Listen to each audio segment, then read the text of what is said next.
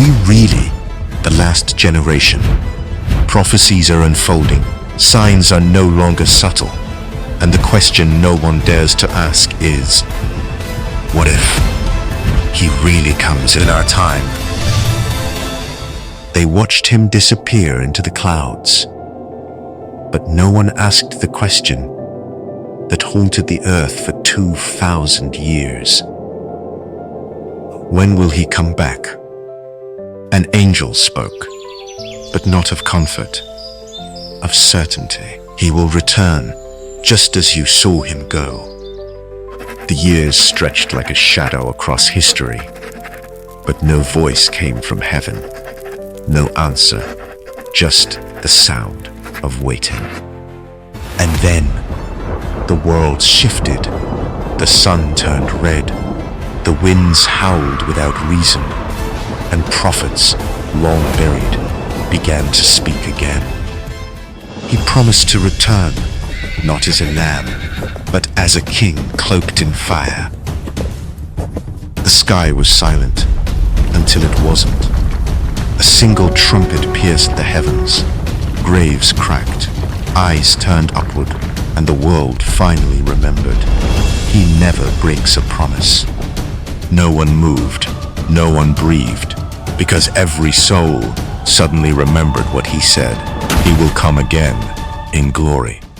The world had laughed, dismissed the warnings, but the clouds didn't care what man believed. They obeyed their creator. The veil between heaven and earth tore open again, but this time not to let him suffer, this time to let him reign.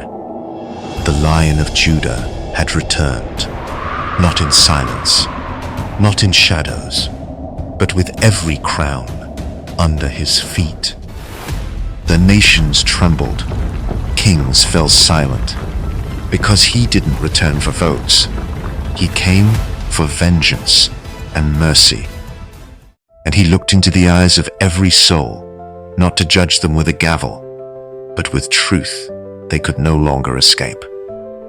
And those who mocked him, who pierced him, had traded him for silver, they saw the scars, still there, still speaking. Some begged to run, some fell to their knees. But for those who knew him, it was the day they had waited for. No one doubted anymore, no one debated, because the king wasn't coming. He had come.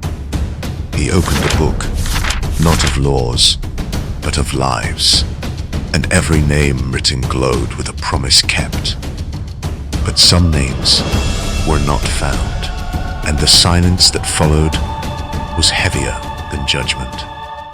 And yet, to the thief who once begged for mercy, to the broken, the weary, the forgotten, he whispered again, "Today, you'll be with me."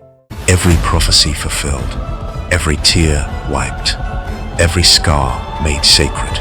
This was no myth, it was the end that began everything. He said, "I am coming soon." The question isn't if, it's whether we're ready.